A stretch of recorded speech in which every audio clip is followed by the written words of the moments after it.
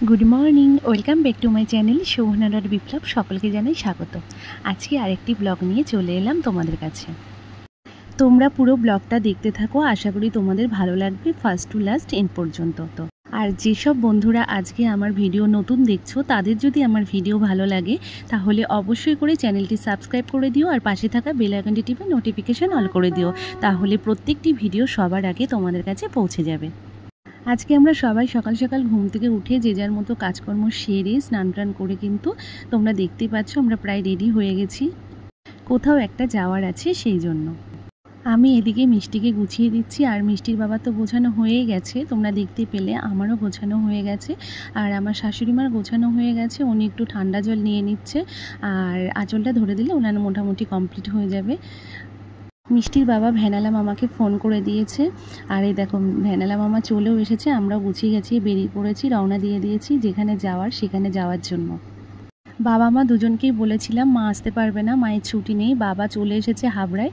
এই দেখো বাবা হাবড়ায় এসে বাসে উঠে পড়েছিল, আমাদের জন্য জায়গা রেখে দিয়েছিল এবং আমরা হলো আস্তে আস্তে বাসটা ছেড়েও দিয়েছিল, কিন্তু রাস্তায় এসে বাসের কি একটা প্রবলেম হয়েছে সেটা ঠিক করছিল বলে অর্ধেক রাস্তায় আর কি বাসটা দাঁড়ানো ছিল। আমরা সেখান থেকেই আর কি অটো থেকে নেমে উঠে পড়েছিলাম বাসে। এই দেখো উঠে বসে আছি। আমরা আসার অনেক আগেই বাবা চলে এসেছিল, জয়গাছি থেকে নৈহাটির বাস ধরার কথা ছিল আমাদের। বাবা ওখান থেকেই সিট নিয়েই এসেছিল হাফ রাস্তা পর্যন্ত, তারপরে তো তোমাদের বললাম হাফ রাস্তা থেকে তারপরে আমরা উঠেছিলাম।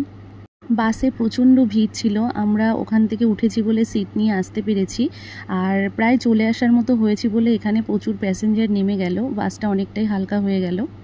আর তোমরা দেখতে পেলে যে কিছু স্কুল বাচ্চারা আর কি নামলো, এরা সেই অনেক দূর থেকে উঠেছে, কিন্তু উঠে তারপরে এখানে স্কুলে ওরা পড়ে তাই এখানে এসে নামলো। তাই এদেরকে দেখে আমি ভাবছি যে এরা কত দূর থেকে স্কুলে আসে, তাই না? এই দেখো আমরা নৈহাটিতে চলে এসেছি, নেমে পড়েছি আমরা সবাই মিলে। এবার যাচ্ছি, তোমাদেরকে বলে দিই আমরা যাচ্ছি হচ্ছে বড়মার মন্দিরে। আর যারা জানো তারা তো জানোই, আর যারা জানো না তাদেরকে বলে দিই নৈহাটিতে বড়মার মন্দির আছে, তোমরা নেটে সার্চ করবে দেখবে, তাহলে বড়মার মন্দিরের বিষয় সম্পূর্ণটা তোমরা জানতে পারবে। আর আজকে যদি পুরোটা দেখো আমাদের কাছ থেকেও কিছুটা তোমরা জেনে যাবে।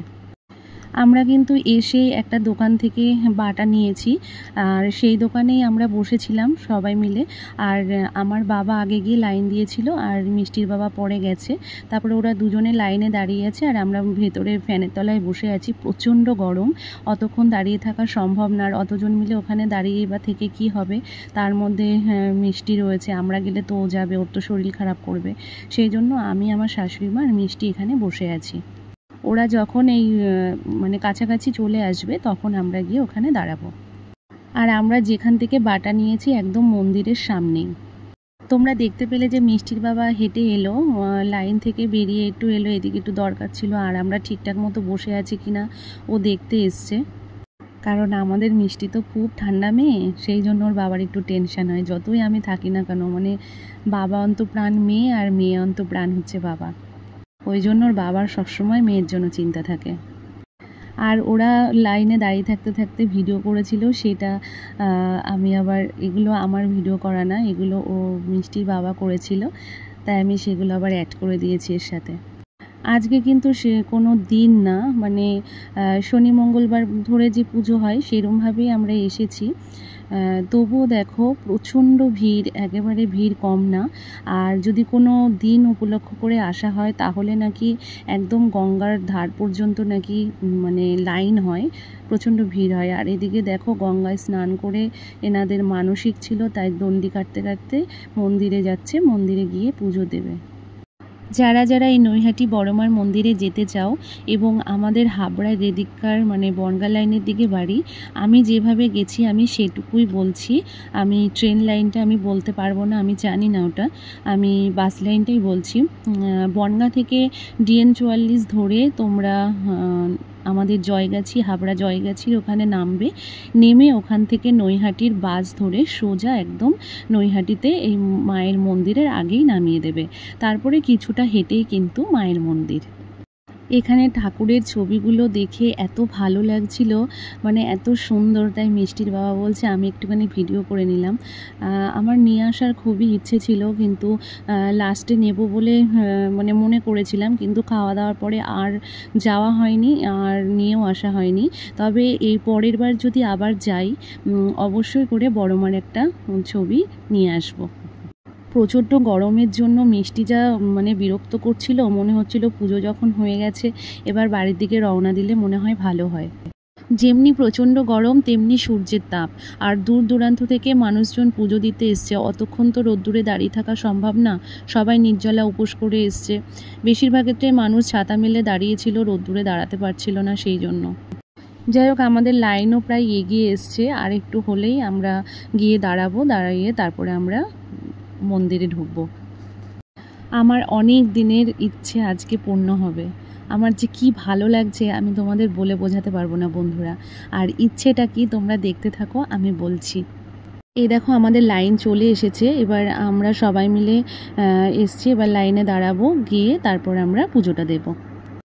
আমার বাসে চড়তে ভীষণ সমস্যা হয়, ছোটোবেলা থেকে খুব বমি হয়, তবে আগের মতো অতটা কষ্ট বা বমি হয়তো এখন হয় না, কিন্তু তবুও আমি বাসে তেমন একটা জার্নি করতে পারি না।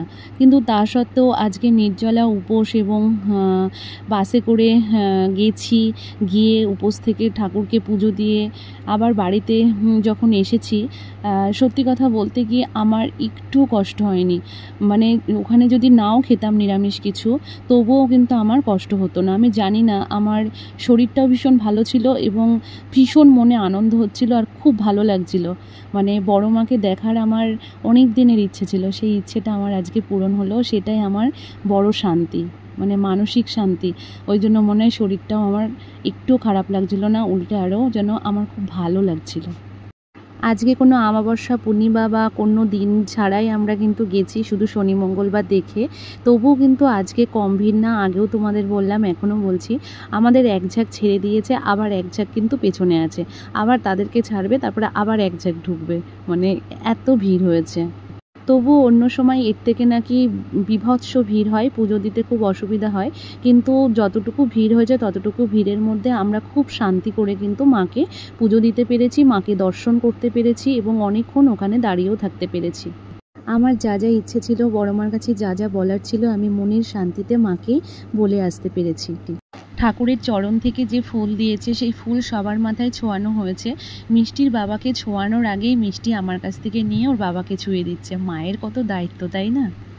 পুজো দেওয়ার পরে যে লাল চেলিটা ছিল, সেই লাল চেলিটা নিয়ে প্রত্যেকের যা মনের কামনা বাসনা সেটা করে ওখানে বেঁধে দিয়ে আসতে হয়।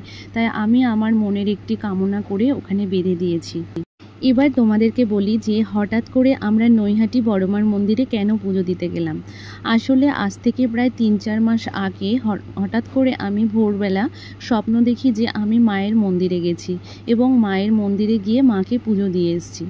এবং তারপর থেকেই আমি বারবার করে বলতাম আমার বাড়ির লোকদের, চলো আমি একটু পুজো দেব।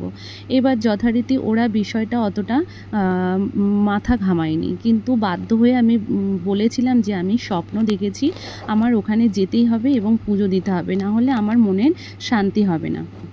তারপর থেকেই বলেই যাচ্ছি কোনো না কোনোভাবে কিছু একটা সমস্যা চলে আসছে, না হলে মানে যাওয়ার কারোর সময় হচ্ছে না। তারপরে অনেক কষ্ট করে আজকের দিনটা হলো সবার সময়, কিন্তু আমার মায়ের আবার ছুটি নেই, মা আসতে পারেনি, খারাপ লাগছিল। যাই হোক, আজকে পুজো দিলাম।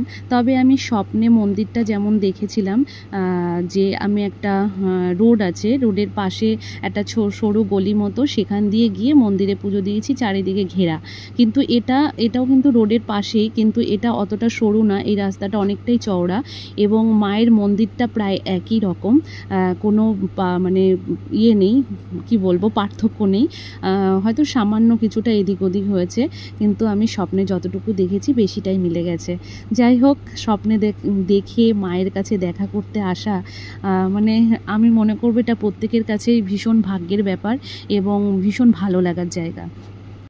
তারপরে দেখো আমরা পুজো টুজো দিয়ে গঙ্গার ঘাটের দিকে এসেছি। এসে ওদিকে লঞ্চ ওদিক থেকে আসছিল, তাই মিষ্টি দেখে ভীষণ মজা পাচ্ছিল, বলছিল চড়বে চড়বে। তা ওর বাবা বলছে না, লেট হয়ে গেছে, শরীরটা ভালো লাগছে না, চলো বাড়ি চলে যাই। আমারও ইচ্ছে ছিল, কিন্তু মিষ্টির বাবার ইচ্ছে নেই বলে ওই জন্য আমাদের আর মানে ওঠা হলো না। গঙ্গার ওই পারে নাকি পার্ক আছে খুব সুন্দর।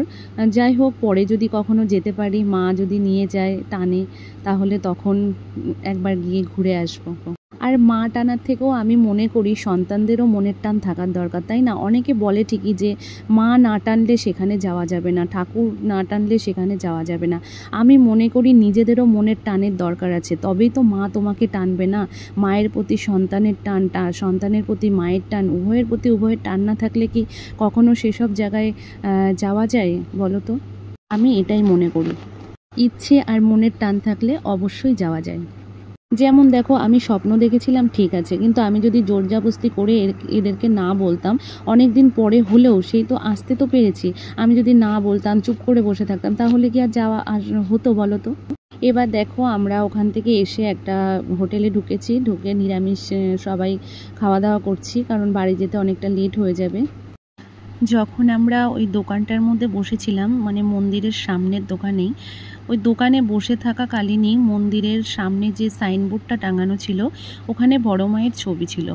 জানি না কেন ওখানে বসে থাকতে থাকতে ছবিটার দিকে তাকাতেই আমার যেন বুকটা হু করে উঠলো, কেমন যেন চোখ দিয়ে জল চলে আসছে, মানে অটোমেটিকই, মানে আমি বুঝতে পারছি না কেন এরকম হচ্ছিল। মানে বড় মাকে দেখেই যেন আমার ভীষণ কান্না পাচ্ছিল, যেন মনে হচ্ছে কত দিনের কত কষ্ট যন্ত্রণা যেন আমার, মানে আজকে মায়ের কাছে বলতে পারবো, আমার মনে অনেকটা শান্তি লাগবে। আর তার মধ্যে মাকে আমি স্বপ্নে দেখেছি, সামনাসামনি আজকে দেখতে পারবো, আমার ভীষণ আনন্দ লাগছিল, সেই আনন্দেই হয়তো আমার চোখ দিয়ে জল চলে আসছিল। খাওয়া দাওয়ার পরপরই আমরা মন্দিরে লাস্ট প্রণাম করে বাসে উঠে পড়েছি। এই দেখো, বাস ছেড়েও দিয়েছে। আমরা বেরিয়েছিলাম 8:30টার সময় বাড়ি থেকে। যেতে হয়তো একটু লেট হয়েছিল, কিন্তু আসার সময় কিন্তু খুব তাড়াতাড়ি আমরা বাড়িতে চলে এসেছিলাম। আর এত তাড়াতাড়ি বাড়িতে আসতে পারবো, এত শান্তিপূর্ণভাবে যেতে পারবো, ভালোভাবে পুজো দিতে পারবো, মানে এটা আমি ভাবতে পারিনি। যাই হোক, ভীষণ ভালো লাগলো আজকে পুজো দিয়ে। তোমরা যদি শান্তিভাবে পুজো দিতে যাও, তাহলে তোমরা শনি মঙ্গলবার দেখে অন্য টাইমে যেও, ভালোভাবে পুজো দিতেও পারবে, ভালোভাবে ঘুরতে পারবে। এ দেখো, আমরা বাড়িতে চলে এসেছি। বাড়িতে এসে যথারীতি খাওয়া দাওয়ার কোনো বালাই ছিল না, সেই জন্য আমরা বাড়িতে এসেই সবাই গাটা ধুয়ে আমরা একটু বিশ্রাম করে নিয়েছিলাম। তারপরেই পরপরই আর কি আমার সমিতির মিটিং ছিল, তাই সবাই চলে এসেছিলো। তারপরে সমিতির মিটিং করতে হলো, আজকে ডেটটা ফেলেছিলাম মিটিংয়ের। শরীরটা প্রচণ্ড খারাপ লাগছিলো, কিন্তু কিছু করার নেই, যথারীতি আজকে মিটিংটা ডেকেছি, মিটিং তো করতেই হবে। আর আজকের ব্লগটা এখানেই শেষ করলাম। তোমাদের কেমন লাগলো অবশ্যই করে কিন্তু কমেন্ট বক্সে কমেন্ট করে জানাবে, বেশি বেশি করে শেয়ার করবে, লাইক করবে। বাই।